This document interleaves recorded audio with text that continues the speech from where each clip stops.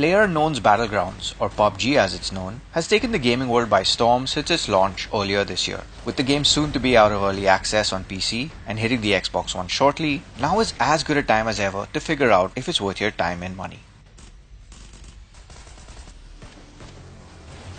As far as games go, PUBG is as simple a concept as it gets. Up to 100 players are parachuted from a plane onto a large map and start off with no gear aside from cosmetic clothing options that don't impact gameplay. On landing, you'll have to scavenge for guns, grenades, items and armor which are distributed at random, killing players as you come across them. Sounds easy enough? Every few minutes the game map shrinks, forcing you to relocate to a new area, damaging you until you do. Failing to enter a new safe zone results in death. If you're the last player standing, you're greeted with the phrase, "Winner, winner, chicken dinner."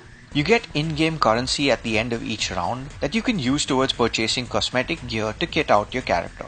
On paper, PUBG sounds fantastic. The execution though leaves a lot to be desired. For one, the frame rate is erratic. Even at medium settings on an i5 with 16 gigs of RAM and a GeForce GTX 1070, we could barely hit 45 frames per second at 1080p. This would not be a problem if it was a constant 45 frames, but frequent dips and stuttering made for an experience that was far from enjoyable.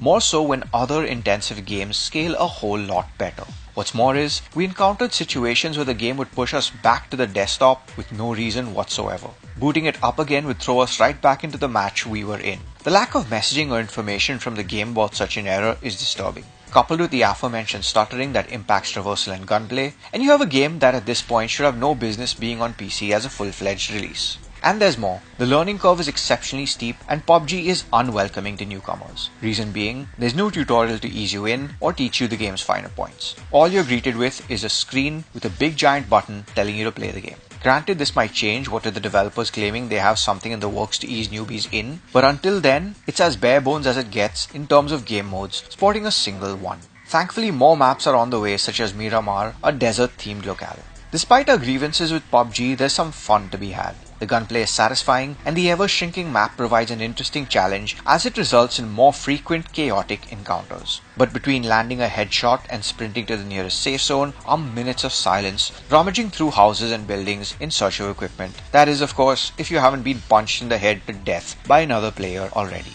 As it stands, PUBG is an interesting addition to the FPS landscape. There's an intriguing balance of randomness and skill that could make it a mainstay for the gaming community. But until it sorts out its many technical issues, as well as adds a few more options and modes, we'd suggest holding off for now.